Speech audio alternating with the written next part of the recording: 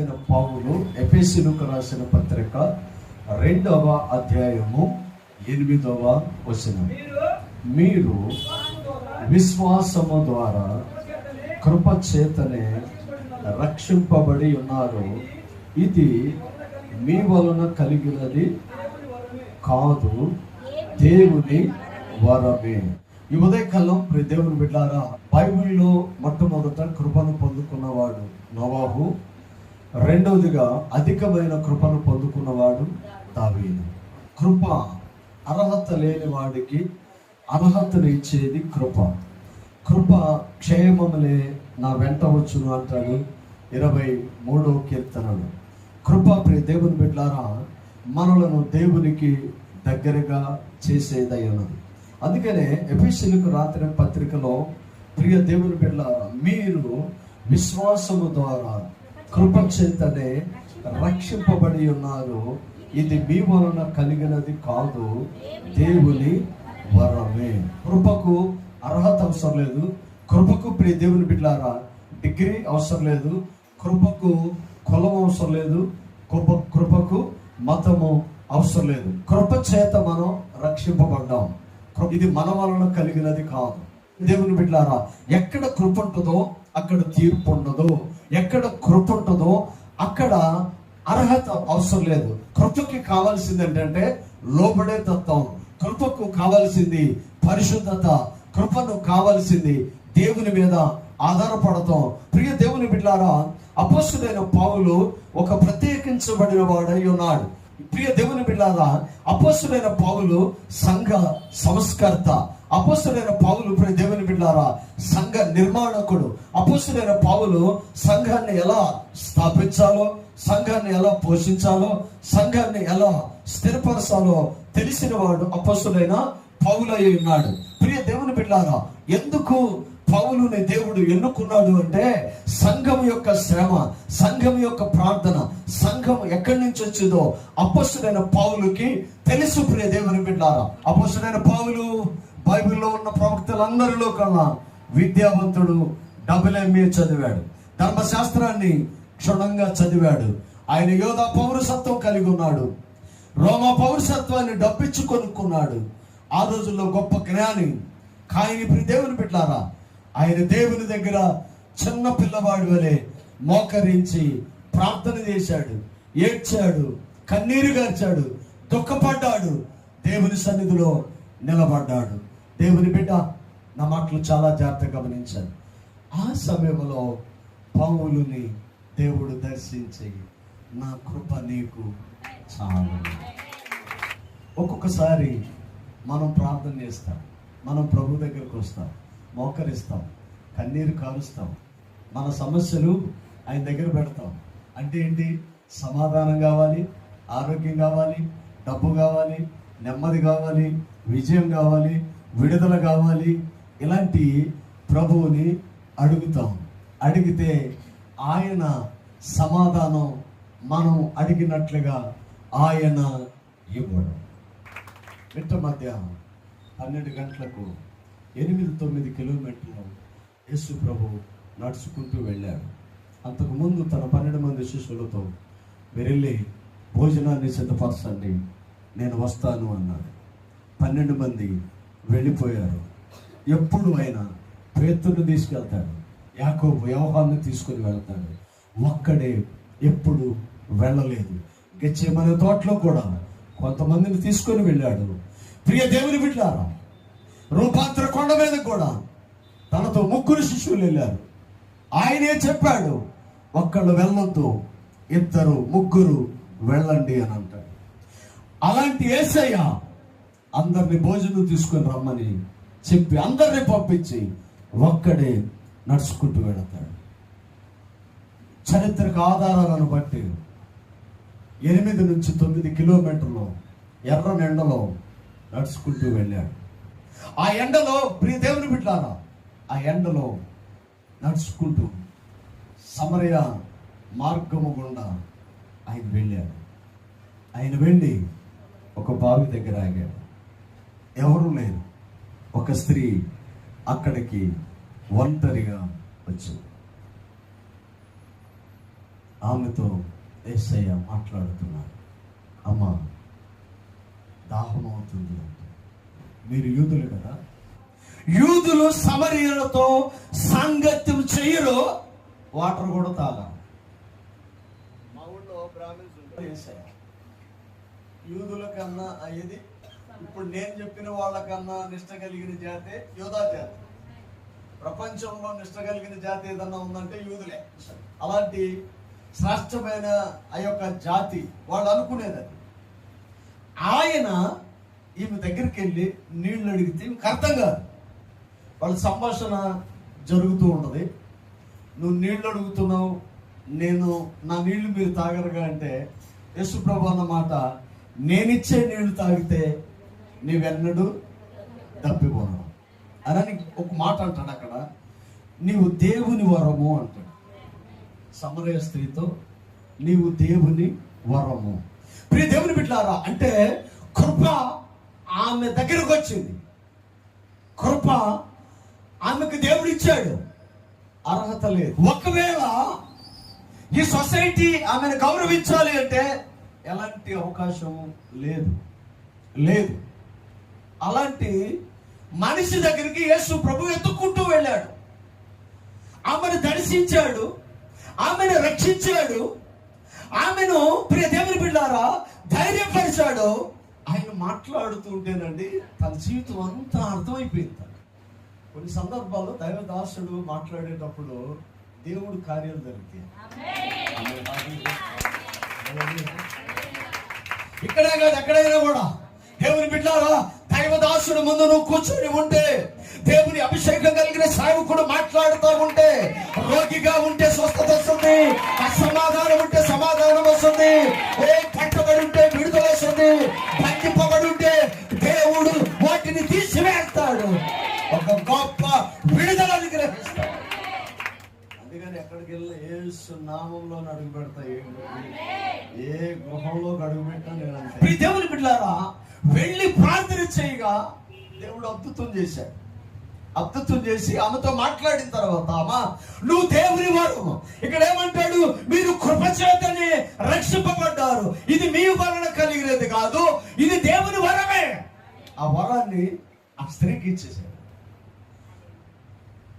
అవునండి, ఇక్కడ ఆధ్యాత్మికంగా దేవుడు మీకు అర్థమైతే, యేసయ్య మీకు అర్థమైతే డబ్బు అడగరు ఆయన్ని, ఆరోగ్యం అడగరు ఆయన్ని, సమాధానం అడగరు ఆయన్ని. యేసు ప్రభు మీకు అర్థమైతే కృతజ్ఞత కలిగి ఉంటారు అక్కడ. అంతే, ఆయన మనకు అర్థమైతే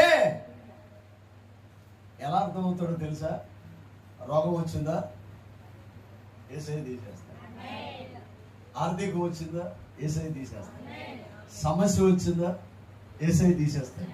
మనం ఆధారపడింది దేవుని మీద, మనం ఆధారపడింది దేవుని మీద. ప్రభువా ఇది నీ చేతికి అప్పగించి ప్రార్థన చేస్తున్నా. దేవుని బిడ్డారా ప్రభువు చేతిలో పెట్టి ప్రార్థన చేయండి అంతే. అవి 5 రొట్టెలు 2 చిన్న చేపలైనా 5,000 మందికి పంచగలిగిన సామర్థ్యము కలిగిన వాడు యేసయ్య. మనకు వచ్చిన పెద్ద ప్రాబ్లం ఏంటంటే, సారేపాతులో ఎదవరాల్ని 3.5 సంవత్సరాలు దేవుడు పోషించాడు. అది మనకు తెలుసు. ఎంత తెలుసు కదా? ఎంత? కొంచెం కొంచెం కొంచెం నూనె, కొంచెం పిండి. ఆమేన్. దేవుని బిడ్డలారా,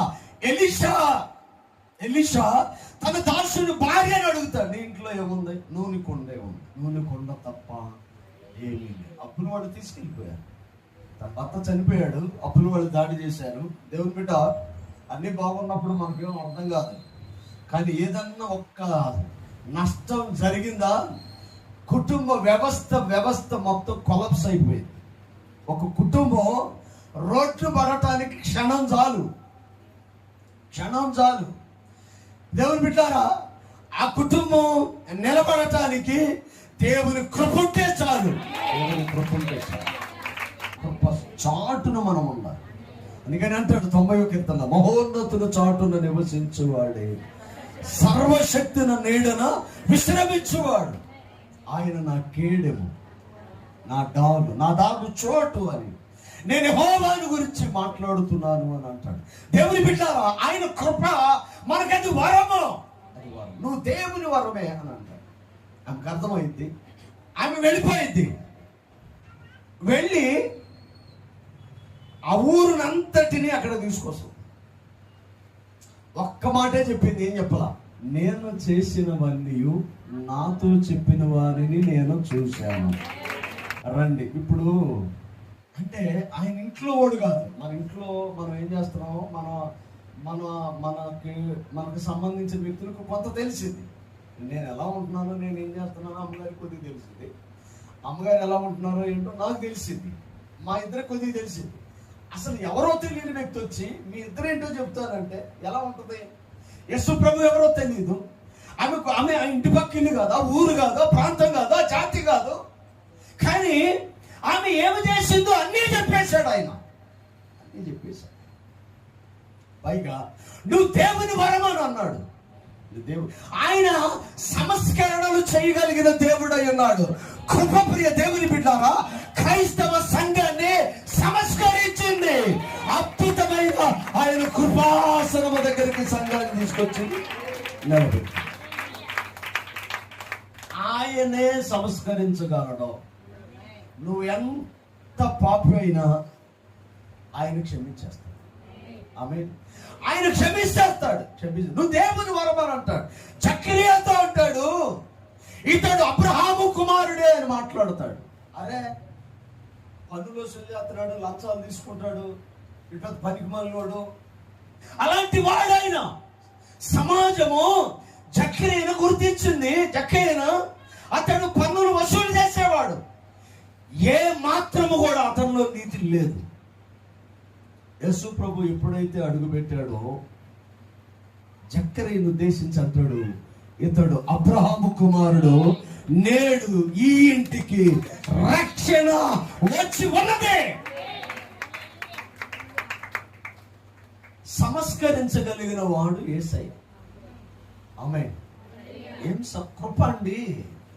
కృప లేకపోతే ఈ రోజున వెల చెల్లించాల్సి వచ్చేది. ఎలాంటి కృపనిచ్చాడంటే దేవుని బిడ్డారా, ధర్మశాస్త్ర గ్రంథాలను మనం చదువుకుంటూ వెళితే యాజకుడి వస్త్రము మొదలుకొని, బలిపీఠం మొదలుకొని, ప్రత్యక్షపు గుడారం మొదలుకొని ఇవన్నీ చూసినప్పుడు వాటన్నిటిని సంస్కరిస్తూ వచ్చాడు. దేవాలయానికి 3 భాగాలు, ఆవరణము, పరిశుద్ధ స్థలము, అతి పరిశుద్ధ స్థలము. యేసయ్య సంస్కరించాడు. అతి పరిశుద్ధ స్థలానికి మధ్యలో ఉన్న ఆ కట్టం తీసేశాడు. సన్నిధి పెట్టిన బల్ల ఈ రోజున మందిరములో లేదు. దీపస్తంభము ఈ రోజు మందిరములో లేదు. గంగాళము ఈ రోజు మందిరములో లేదు. బలిపీఠము ఈ రోజున మందిరములో లేదు. సంస్కరించాడు దేవుని బిడ్డ. యాజకుడు మాత్రమే ఆరాధన చేయాలి. యాజకుడు మాత్రమే దేవుని సన్నిధిలోనికి వెళ్ళాలి. కానీ ఈ రోజు నీవు కూడా ఆయన కృపాసనము దగ్గరికి మనం రావచ్చు. ఒకప్పుడు యాజకుడు ఎప్పొద్దును ధరించాలి, నిలువుటంగి, నడుముకు దట్టి, దేవుని బిడ్డ మైమర్పు, కాళ్ళకు జోళ్ళు, తర్వాత ఈ అంగీకి దానిమ్మ పండు ఒక గంట నీలిమి రంగులో ఉండాలి. దాన్ని ఎలా కొట్టాలో, ఏ దారంతో కొట్టాలో, దాని పొడవు, దాన్ని ఏ కలర్ దారాలు వాడాలో, ఇవన్నీ మాట్లాడతాడు. వీటిలో ఒక్కటి తేడా వచ్చిన దేవుడు ఒప్పుకునేవాడు కాదు. కానీ ఈ రోజున ఈ యాజకుడు ఏ వస్త్రాలు ధరిస్తున్నాడు? మొన్న ఒక ఆయన మా ఫ్రెండ్ వచ్చాడు, పాస్టర్ గారిని వెయిట్ చేస్తారేమో అని అన్నాడు. దేవుడు ఏమో నాకు ఆ కృపను ఇవ్వలేదు, ఏదో ఒకటి వేసేస్తాను నేను అన్నా. వైట్ వేయాలంటే కొంతమంది వేస్తారు, కొంతమంది వేస్తారు. ఒకవేళ వైట్ వేయాలంటే మా పాస్టర్ గారు పెద్ద ఆయన చెప్పేవాడు, వైట్ వేసుకుంటాం బాగానే ఉంది కానీ వైట్ వేసుకుంటే సున్నం కొట్టిన సమాధులేమో అని అనేవాడు ఆయన. అవుట్ సైడ్ వైట్ వేసుకున్నావు అంటే ఇన్సైడ్ కూడా తెల్లగానే ఉండాలి. లేకపోతే సున్నం కొట్టిన శవాన్ని పాతిపెట్టి వస్తాం, 3వ రోజు అలికి తెల్లని సున్నం కొట్టి వస్తారు. బయటేమో తెల్లగా ఉంది, లోపలేమో కుళ్ళిపోయి ఉంది. మీరు సున్నం కొట్టిన సమాధుల వలె ఉన్నారు అంటాడు యేసుప్రభువే ఒకసారి. వైట్ అండ్ వైట్ వేసుకోవటం మ్యాండేట్ ఏమీ కాదు, అలాగని తప్పు కూడా నేను అంటున్నా. కృప వీటన్నిటిని తీసేసింది. ఈ రోజున మోకరించి యేసయ్యా నువ్వు నాతో రా అంటే నీ దగ్గరకు వస్తాడు, నీతో వస్తాడు, నీ ఇంట్లో వస్తాడు ఆయన.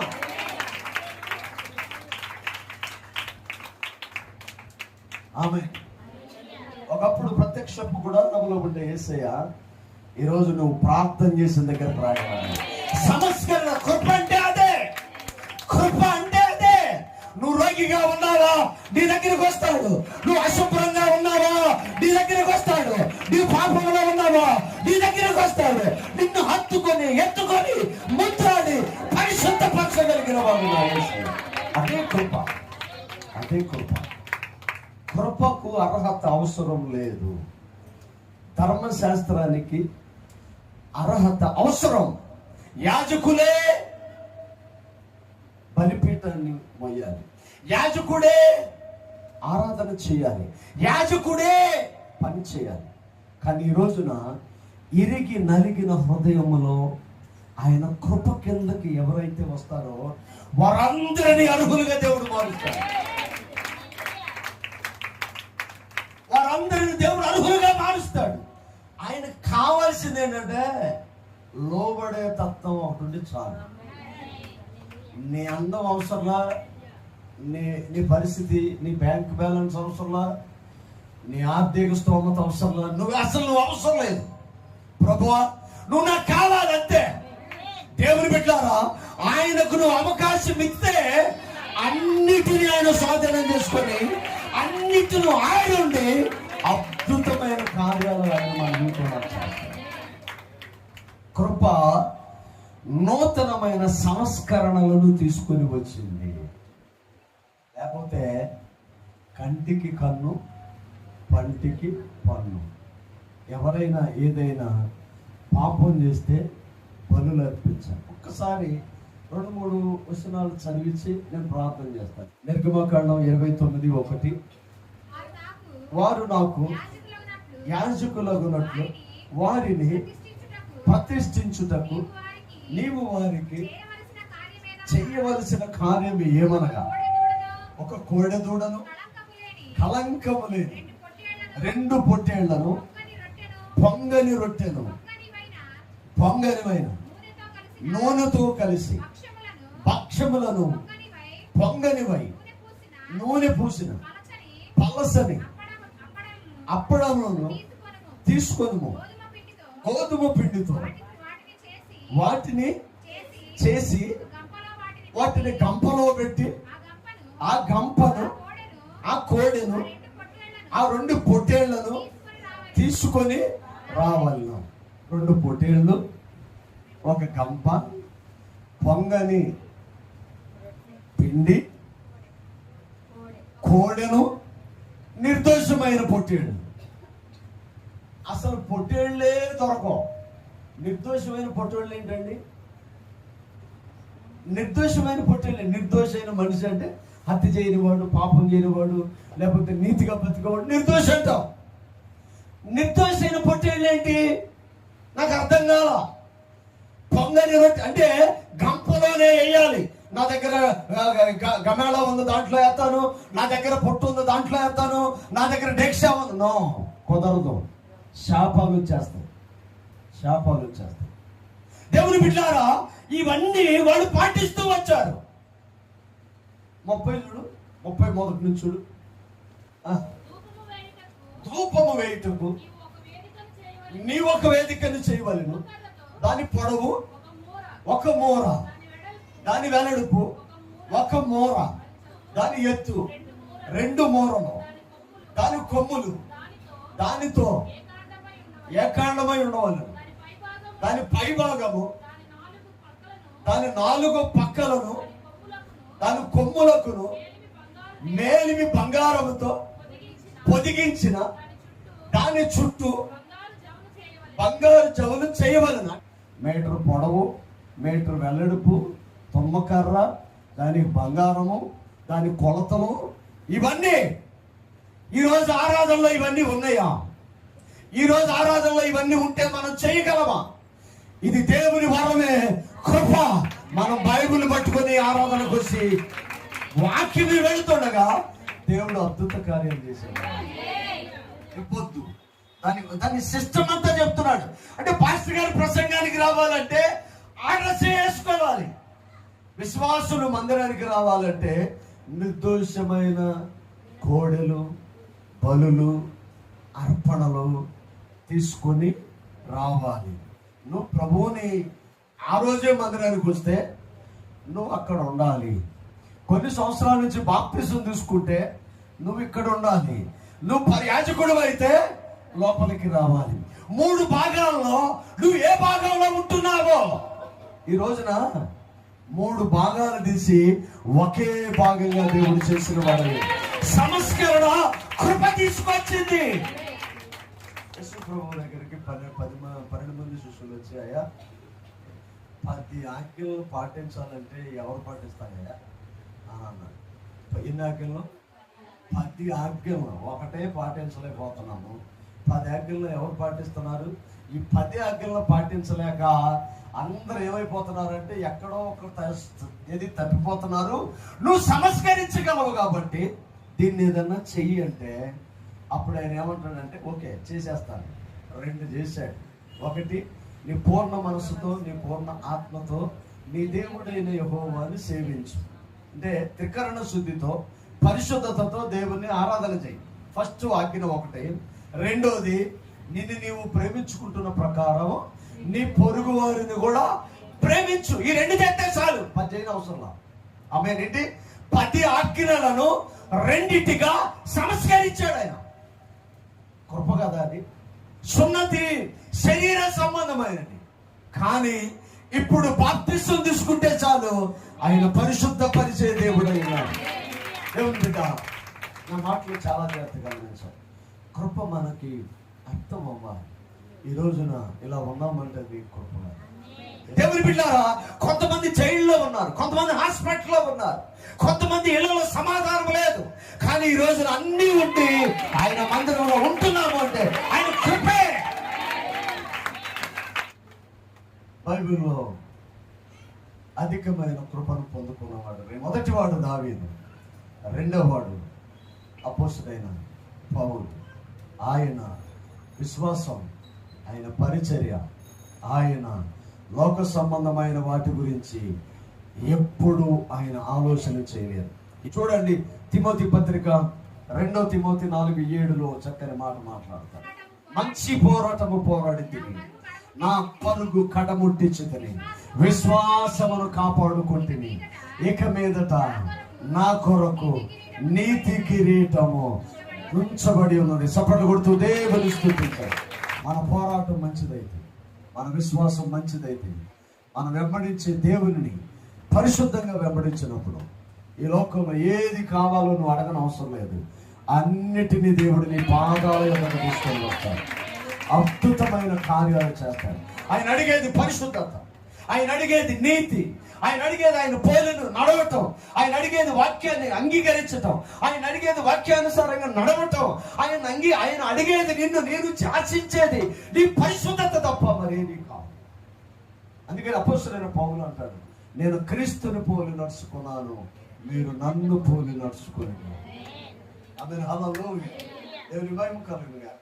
మనం ఒక మాదిరిగా ఉండాలి. నీ బిడ్డలకు, నీ కుటుంబానికి, నీ బంధువులకు, నీ భర్తకు లేక నీ భార్యకు నీవు మాదిరిగా ఉండాలి. నీవు మాదిరిగా ఉండాలి. కాపరి ప్రియ దేవుని బిడ్డల మందకు మాదిరిగా ఉండాలి. కుటుంబ యజమాని కుటుంబానికి మాదిరిగా ఉండాలి. పునాదులు చెడిపోతే నీతిమంతులు ఏం చేయగలరు? దేవుని బిడ్డలారా, నీవు నీ కుటుంబ యజమాని అయితే నిన్ను చూసి నీ కుటుంబం నిన్ను వెంబడిస్తుంది. అందుకని కుటుంబ యజమాని మాదిరిగా ఉండాలి. కుటుంబ యజమాని నీవైతే మాదిరిగా ఉండాలి. ఆయన కృప నీకు తోడుగా ఉన్నది. ఎలాంటి శ్రమలు ఉన్నా అద్భుతమైన ఆశీర్వాదాలు ప్రభువుని అనుగ్రహిస్తారు. మంచి పోరాటం మనం పోరాడే వాళ్ళగా ఉన్నాం. ప్రభు కోసం బ్రతుకుతారు, ప్రభు కోసం నిలబడతారు, ప్రభు కోసం సమస్తాన్ని త్యాగం చేశాడు. నేనేమై ఉన్నాను ఆయన కృప వల్లనే అంటాడు. దేవుని బిడ్డలారా, నా పోరాటం మంచి పోరాటం. ఏమంటే మంచిగా బ్రతికిన వాడికి ఈ లోకంలో ఏది తక్కువ ఉండదో పరలోకం కూడా చూడాలి. హల్లెలూయా, హల్లెలూయా. నీకున్న చిన్న అలవాటుని కూడా నువ్వు దేవుని కోసం సమర్పించుకోలేకపోయావు అంటే నువ్వు దేవుని దగ్గర ఎలాగా పొందుకోవాలని ఆశిస్తూ ఉన్నావు. దేవుని సేవకునికి ఫోన్ చేసి నాకు ఇది కావాలి అని నువ్వు అడగాలి అని అంటే నువ్వు దేవుని కోసం ఏమి సమర్పించుకున్నావు? దేవుని మహిమ కలుగుతుందా? ఈ రోజున కూడా నీ కుటుంబం, నీ పిల్లలు, నీ మనవాళ్ళు, నీ మనవరాళ్ళు ఆరోగ్యంగా ఉన్నారు అంటే నిన్ను ఆయన ప్రేమిస్తున్నాడు. నమ్మి నీ బలహీనతలను ఒప్పుకొని విడిచిపెట్టు చూడు, అధికమైన కృపను దేవుడు నీకు ఇచ్చేవాడై ఉన్నాడు. కృప కాదు ఈ రోజున మనకు కావాల్సింది, అధికమైన కృప కావాలి. దేవుని బిడ్డలారా, సంఘాలలో 2 రకాల బిడ్డలు ఉంటారు. ఒకరు కృప పొందుకున్న వాళ్ళైతే రెండోది అధికమైన కృపను పొందుకున్న వాళ్ళు ఉంటారు. నీకు కృప కావాలా? అధికమైన కృప కావాలా? దేవుని బిడ్డలారా, కృప పొందుకుంటే నోవాహులాగా ఉంటావు, అధిక కృప పొందుకుంటే దావీదులాగా ఉంటావు, కృప పొందుకుంటే మరియలాగా ఉంటావు, అధికమైన కృప పొందుకుంటే పౌలులాగా ఉంటావు. దేవుని బిడ్డలారా, అధికమైన కృపను పొందుకునేవారు అపోస్తలుడైన పౌలు నా కొరకు నీతి కిరీటము దాచబడి. ఏ కిరీటం అక్కడ ఒకసారి చూడండి. పౌలుకి దేవుడిచ్చిన కిరీటం నీతి కిరీటం. అంటే ఈ భూమి మీద ఆయన స్థాపించినది నీతిని స్థాపించాడు. నీవు పరలోకంలోనికి వెళ్ళినప్పుడు ప్రభువు నీ తల మీద ఒక కిరీటం పెట్టాలి అంటే అది నీ క్రియలే. మహిమ కిరీటమా, స్తుతి కిరీటమా, నీతి కిరీటమా, ఏ కిరీటం? పౌలు భూమి మీద నుండి మాట్లాడుతున్నాడు.